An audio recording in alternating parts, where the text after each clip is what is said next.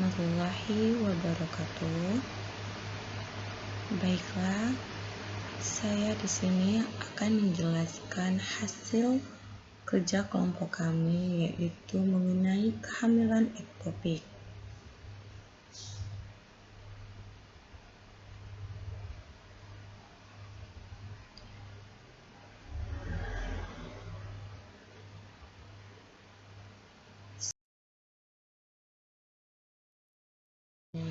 Memasuki penjelasan dari kehamilan ektopik, ada baiknya saya akan memperkenalkan nama-nama penyusun hasil materi ini, di mana disusun oleh Anggita Stefania dengan NIM 200106019 dan saya Anti Amelia dengan NIM 20010060023, Atika Putri 200106027, Bagaskara Alfarici 200106031, di mana dosen pengampu yaitu Ibu Wilis Sukmaning Tias SST Eskep NS MK. Di mana definisi dari kehamilan ektopik. Kehamilan ektopik adalah implantasi ovum yang telah dibuahi di luar kapum uteri. Kehamilan ektopik dapat muncul dengan nyeri abdomen dengan atau perdarahan pervagina. Pada kelompok pasien tertentu berisiko tinggi, mereka dengan patologi atau pembedahan tuba sebelumnya, dan mereka dengan alat kontrasepsi dalam rahim. Kemungkinan kehamilan ektopik harus dipikirkan pada pasien yang berisiko tinggi, meskipun tanpa gejala, oleh Harry dan Jokorda 2012. Nah, di mana ini kelainan tempat kehamilan adalah kehamilan yang berada di luar kapum uteri.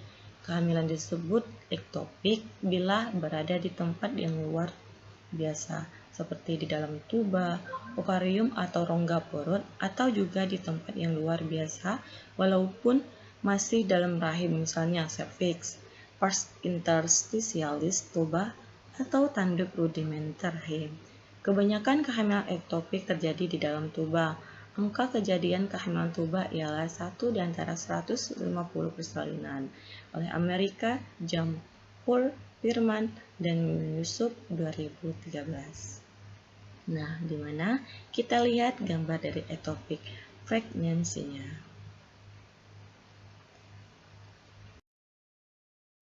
Masuki faktor resiko kehamilan ektopik oleh Lauren A. Jessica E.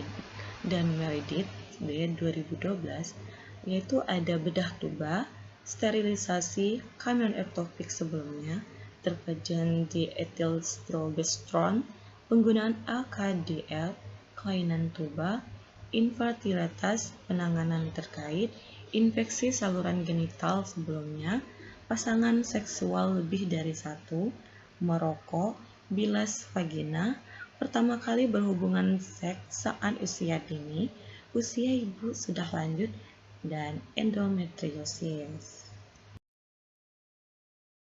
Nah, di mana lokasi kehamilan ektopik?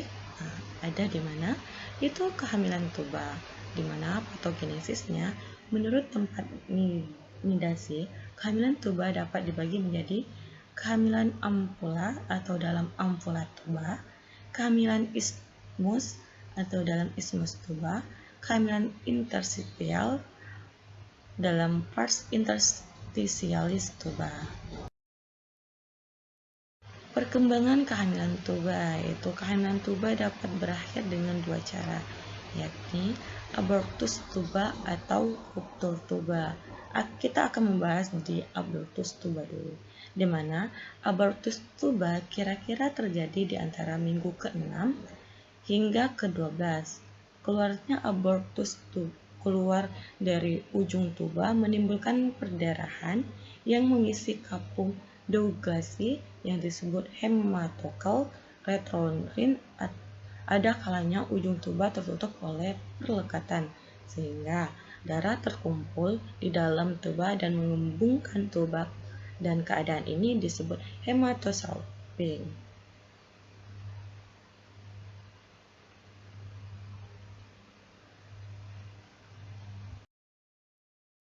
Masuki di ruptur tuba, di mana pada ruptur tuba seluruh bagian telur yang sudah mati dapat keluar dari tuba melalui robekan dan masuk ke dalam kafum peritoneum.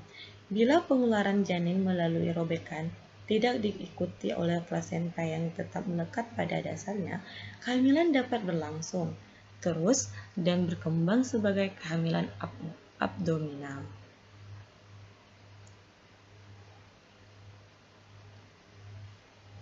Nah, kehamilan tuba abdominal ialah kehamilan yang asalnya berada di ujung tuba dan kemudian tumbuh ke dalam kafum peritoneum.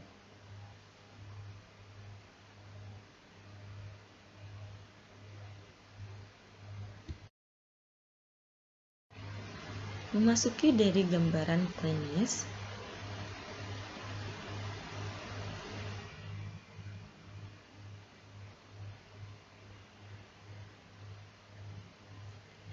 wanita dengan kehamilan tuba memperlihatkan beragam gejala klinis yang sebagian besar bergantung pada ada tidaknya ruptur, manifestasi pasien yang lebih awal, dan teknologi diagnostik yang lebih baik memungkinkan sebagian besar kasus terdeteksi sebelum ruptur. Nah, biasanya wanita yang bersangkutan tidak mencurigai kehamilan tuba dan beranggapan bahwa kehamilannya normal, atau beranggapan ia mengalami keguguran. Gejala dan tanda kehamilan ektopik sering sementara tahu bahkan tidak tahu.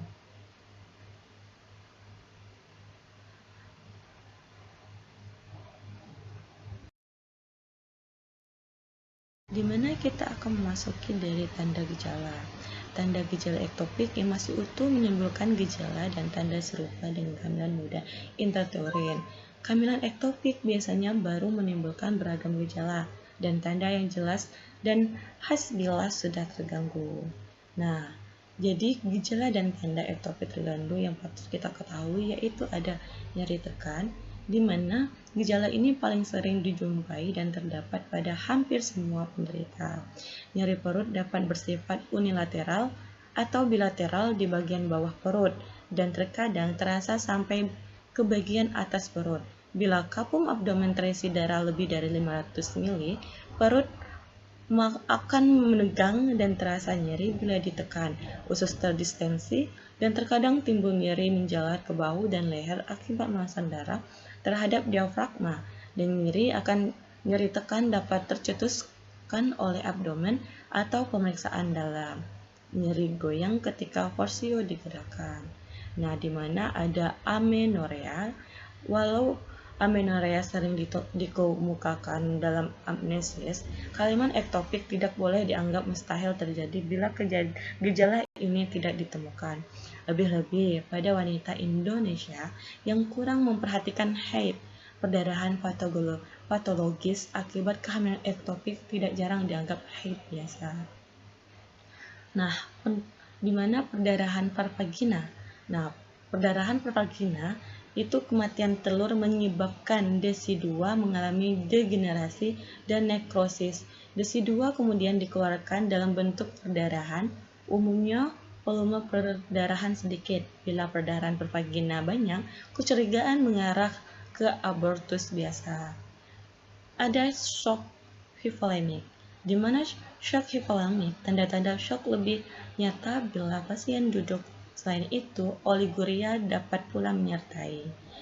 Nah, pembesaran uterus, di mana pada kehamilan ektopik, uterus turut membesar akibat pengaruh hormon-hormon kehamilan, tetapi umumnya sedikit lebih kecil dibandingkan dengan uterus pada kehamilan intrauterin yang berusia sama.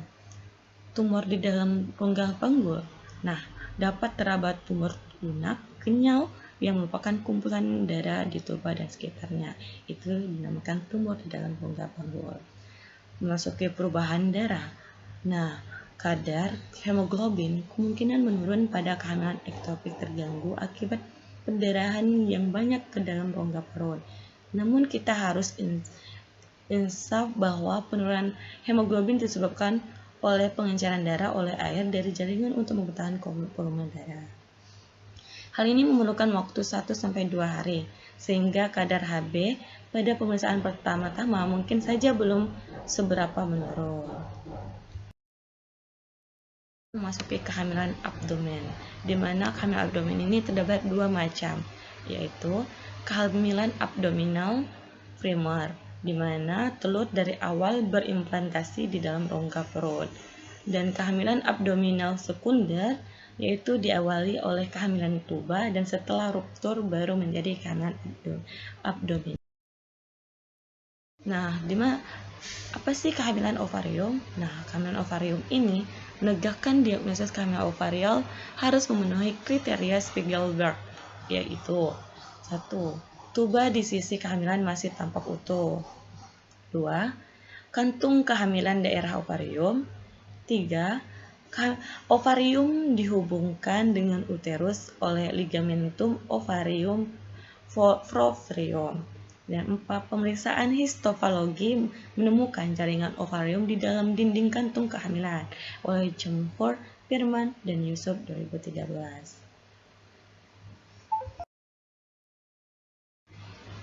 Memasuki kehamilan serviks, di mana kehamilan serviks jarang sekali terjadi. Nidasi terjadi dalam selaput lendir serviks. Pertumbuhan telur menyebabkan serviks menggembung. Kehamilan serviks biasanya berakhir pada kehamilan muda karena menimbulkan perdarahan hebat yang memaksa tindakan operasi. Plasenta sukar dilepaskan, dan pelepasan plasenta menimbulkan perdarahan hebat hingga serviks perlu ditampung. Bila tindakan ini tidak menolong, dilakukan histerektomi oleh Jamworth, Firman, dan Yusuf 2013. Kehamilan di jaringan perut sesar. Implantasi kehamilan sebenarnya normal ke dalam jaringan perut uterus bekas seksi sesar telah dilaporkan lebih dari 30 tahun yang lalu oleh Larson dan Solomon 1978. Kehamilan ini memiliki ukuran beragam dan dalam banyak hal mirip dengan plasenta increta dengan kecenderungan mengalami perdarahan hebat. Memasuki tempat lain kehamilan ektopik, yaitu ada kehamilan limpa, kehamilan hati, kehamilan retroperitoneum, kehamilan omentum, dan kehamilan diafragma oleh Cunningham et al. 2013. Memasuki perjalanan klinik kehamilan ektopik. Bila tidak didiagnosis dan diangkat, akhirnya akan ruptur. Nah, tanda dan gejalanya ada sebagai berikut. Sebelum ruptur, amenorrhea, lalu dilanjutkan dengan perdarahan bercak yang intermittent, mungkin hampir tidak terlihat sehingga perdarahan bercak tampak seperti masa menstruasi normal. Nyeri panggul, abdomen, kadang nyeri leher atau bahu. Masa lunak teraba pada adnexa, masa mungkin terbatas tegas bila terdistensi darah. Uterus membesar karena hormon plasenta, mungkin berukuran normal sesuai gestasi, mungkin juga pindah ke salah satu sisinya. Mual, muntah lebih jarang terjadi dari biasanya, diare menjadi lebih sering dari biasa. Uji kehamilan positif, tetapi mungkin negatif sampai 50% dari keseluruhan waktu karena fungsi plasenta yang masih kurang optimal. Nyeri abdomen akut mungkin ditemukan di mana saja di abdomennya. Ruptur, setelah terjadi ruptur, yaitu ada nyeri abdomen bagian bawah yang tiba-tiba hebat dan tajam. Hipotensi dan tanda-tanda shock bergantung pada jumlah perdarahan internal. Perdarahan dapat hilang dalam jumlah besar dengan cepat. Nah, ada nyeri abdomen dan nyeri tekan saat serviks bergerak. Darah terkumpul tanpa dapat keluar atau cold sac, nyeri pada leher dan bahu, khususnya saat inspirasi karena iritasi diafragma akibat darah yang ada di rongga peritoneum oleh Gary and Carroll 2009. Memasuki diagnosis bandingnya. Spontan. Ada perdarahan lebih banyak, sedikit nyeri, tidak ada masa aneksa yang teraba, insiden shock lebih rendah, produk konsepsi mungkin dikeluarkan dan ditemukan pada pemeriksaan spekulum atau di dalam toilet.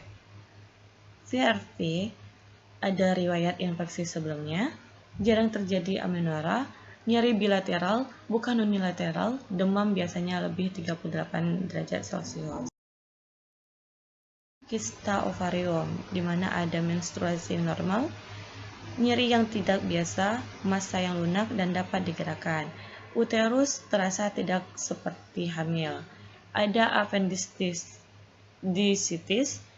yaitu ada ciri mual, muntah, dan demam hampir selalu ada. Tidak ada tanda dan gejala kehamilan.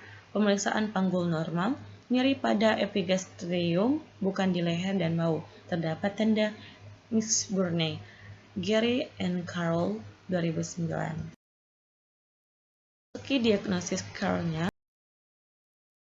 kita akan menegakkan diagnosis kehamilan ektopik terganggu tentunya dengan melakukan amnesia, pemeriksaan fisik dan pemeriksaan penunjang, di mana amnesia tentang trias kehamilan ektopik terganggu apabila terdapat amenorrhea atau terlambat datang bulan, terdapat rasa nyeri mendadak disertai rasa nyeri di daerah bahu dan seluruh abdomen, seperti nyeri perut terutama nyeri unilateral satu sisi. Gejala ini spesifik untuk kehamilan tuba, tetapi nyeri menyebar ke tengah atau seluruh perut di bawah. Darah dalam rongga perut merangsang diafragma sehingga menyebabkan nyeri bahu. Sekitar 25-30% penderita mengalami keluhan nyeri bahu ini. Terdapat perdarahan melalui vagina atau spotting bercak.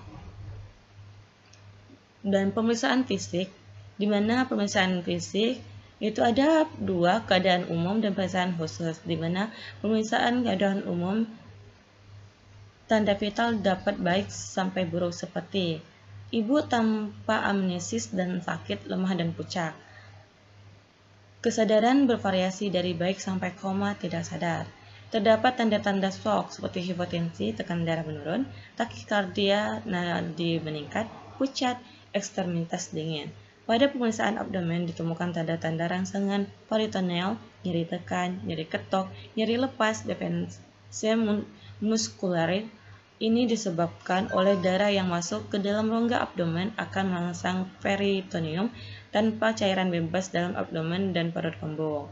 Dan pemeriksaan khusus melalui vagina atau pemeriksaan ginekologi itu nyeri goyang pada pemeriksaan serviks terlalu lunak dan nyeri tekan, corpus uteri normal atau sedikit membesar, kadang-kadang sulit diketahui karena nyeri abdomen yang hebat, Kapum Douglas menonjol oleh karena terisi darah dan nyeri. Dan pemeriksaan penunjang itu ada pemeriksaan laboratorium, pemeriksaan ultrasonografi atau disebut kita biasa USG, pemeriksaan koldosentesis untuk mengetahui adanya cairan atau darah dalam Kapum Douglasnya, pemeriksaan yang ditegakkan secara bedah atau surgical diagnosis oleh Anik 2016.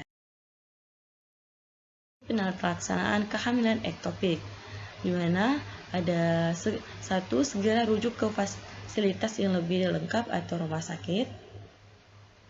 2. Optimalisasi keadaan umum ibu dengan pemberian cairan dan transfusi darah, pemberian oksigen atau bila dicurigai infeksi diberikan juga antibiotik. Pada keadaan shock, segera diberikan infus cairan seperti dextrose 5%, glukosa 5%, garam fisiologis dan oksigen sambil menunggu darah. Kondisi penderita harus diperbaiki, kontrol tekanan darah, nadi dan pernapasan. 4. Penata-laksanaan yang ideal adalah menghentikan sumber pendarahan segera dengan penata-laksanaan bedah operasi atau laparotomi setelah diagnosis dipastikan. Anik memasuki pengkajian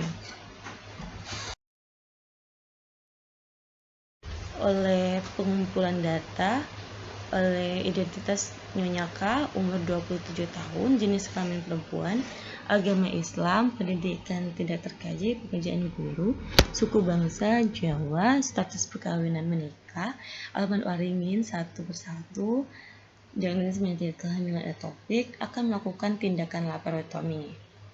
Di mana ini memasuki asa 2, pertimbangan anestesinya, faktor penyulitnya tidak ada. Jenis anestesi regional anestesi. Anestesi regional dilakukan dengan memblokir rasa sakit di sebagian anggota tubuh. Seperti halnya anestesi lokal, pasien akan tetap tersadar selama operasi berlangsung, namun tidak dapat merasakan sebagian anggota tubuhnya. Pada anestesi regional, obat akan diberikan dengan cara disuntikkan di dekat sumsum tulang belakang atau di sekitar area saraf. Suntikan ini akan menghilangkan rasa sakit pada beberapa bagian tubuh, seperti pinggul, perut, lengan, dan kaki. Dan teknik anestesis akan melakukan teknik anestesis spinal anestesi. Spinal anestesi adalah penyuntikan obat analgesik lokal ke dalam ruang suprapnoid di daerah antara vertebra lubalis L2, L3 atau L3, L4 atau L4, L5. Dan anestesis spinal ini adalah salah satu bentuk anestesi lokal yang digunakan untuk mencegah rasa nyeri pada pasien yang hendak melakukan operasi daerah area bawah pinggang. Dan anestesis spinal umumnya diberikan saat pasien sudah berada di ruang operasi dan dilakukan oleh dokter anestesi. Memasuki analisa data pra, intra, dan pasca. Katanya, di pra anestesi, nyeri akut berhubungan dengan agen cedera fisiologis. Di intra anestesi, risiko shock berhubungan dengan perdarahan. Dan pasca anestesi, risiko jatuh berhubungan dengan kelemahan dan penurunan keseimbangan tubuh post general anestesi. Untuk mengetahui rencana intervensi, implementasi, dan evaluasi, di sini nyeri akut berhubungan dengan agen fisiologis dengan tujuan setelah dilakukan tindakan keperawatan anestesi, diharapkan tingkat nyeri menurun. Dengan kriteria hasil, pasien dapat mengontrol nyeri, mengetahui penyebab dan cara penanganan. Skala nyeri berkurang menjadi skala 3 dan akan melakukan manajemen nyeri. Lakukan pengkajian nyeri komprehensif yang meliputi lokasi, karakteristik, onset atau durasinya, frekuensi, kualitas, intensitas, atau beratnya nyeri, dan faktor pencetus berikan individu penurunan nyeri yang optimal dengan analgesik. Berikan informasi mengenai nyeri, seperti penyebab nyeri, berapa lama nyeri akan dirasakan, dan antisipasi dari ketidaknyamannya. Dan akan melakukan implementasinya, melakukan pengkajian nyeri, memonitor keadaan pasien, memberikan pasien analgetik, memberikan edukasi kepada pasien mengenai nyeri yang ia rasakan. Di mana di intra anestesinya, risiko shock hypovolemik berhubungan dengan perdarahan. Setelah dilakukan tindakan perawatan, diharapkan tidak terjadi shock hypovolemik dengan kriteria perdarahan yang terhenti, yaitu nadi dalam batas yang diharapkan, irama jantung dalam batas yang diharapkan reguler, frekuensi napas dalam batas yang diharapkan 16-24 kali per menit, irama pernapasan dalam batas yang diharapkan reguler. Dan perawatan shocknya itu yaitu memonitor TTV, tanda-tanda vital, tekanan oximetri, berikan terapi oksigen untuk mempertahankan saturasi oksigennya, kolaborasi pemberian infus cairan kristaloid. Kita akan melakukan memonitor TTV, tanda-tanda vitalnya, serta tekanan oksimetrinya, memberikan terapi oksigen agar pasien bisa mempertahankan saturasinya, dan pemberian cairan infus RL. Masih pasca anestesinya, risiko jatuh berhubungan dengan kelemahan dan penurunan keseimbangan tubuh dari anestesi. Setelah dilakukan tindakan keperawatan, diharapkan pasien tidak terjatuh. Dan pencegahan jatuh, kondisi kronis yang meningkatkan risiko jatuh skala awal 2 pengetahuan terbatas menjadi skala 5 pengetahuan sangat banyak. Penggunaan prosedur perpindahan yang aman skala awal pengetahuan terbatas menjadi skala 5 pengetahuan sangat banyak, dan akan melakukan klasifikasi pencegahan jatuh, kursi roda, tempat tidur, atau bangkar selama melakukan perpindahan pasien. Sarankan gunakan alas kaki yang aman, melakukan program latihan fisik meliputi berjalan. Dan kita akan melakukan mengunci roda tempat tidurnya, memposisikan tempat tidur, memasangkan gelang kuning sebagai tanda risiko jatuh atau cirinya itu, memonitor posisi pasien selama pemulihan. Memasuki penutupan, kesimpulannya, diagnosis pada pasien ini adalah kehamilan ektopik terganggu. Perawatan yang dilakukan sejak pasien datang adalah segera mencari tahu kepastian diagnosis kehamilan ektopik terganggu dengan mengambil data lengkap dari apnesis, pemeriksaan fisik umum dan pemeriksaan ginekologis, pemeriksaan penunjang seperti pemeriksaan darah, tes kehamilan, dan USG. Setelah didapatkan diagnosis kerja kehamilan ektopik terganggu, segera dilakukan intervensi pembedahan laparotomi atau salpingotomi sinistra. Dengan kondisi pasien yang stabil setelah dioperasi, luka operasi terawat dengan baik, meminta pulang paksa pada perawatan hari ke-9 dan diminta kontrol luka operasi 3 hari di vlog klinik. Hal yang dapat dilakukan sekarang adalah memberikan edukasi pada pasien. Ini sangat penting untuk melakukan edukasi pada pasien untuk lebih jeli dalam menghadapi tanda-tanda kemungkinan hamil lagi. Seperti langsung ke dokter untuk memastikan apakah dirinya benar-benar hamil dan mendapatkan perawatan yang lebih ketat. Dijelaskan juga faktor-faktor risiko seperti infeksi pelvik, penyakit menular seksual, usia, dan larangan merokok untuk mencegah bertambah besarnya risiko terjadinya kehamilan ektopik terganggu. Karena pada pasien yang pernah mengalami penyakit ini, jelas sebelumnya sudah ada faktor risiko untuk memungkinkan terjadinya kehamilan ektopik terganggu. Saran dari konten ini diharapkan makalah ini bermanfaat bagi pembaca, terutama bagi mahasiswa kesehatan untuk menambah pengetahuan terkait dengan kasus kehamilan ektopik sebagai salah satu kegawat daruratan obstetri yang jika tidak ditangani secara tepat akan menyebabkan kematian pada ibu maupun janin. Pustakannya. Dan itulah pembahasan dari kehamilan ektopik oleh kelompok kami. Kami ucapkan terima kasih. Saya akhiri. Wassalamualaikum warahmatullahi wabarakatuh.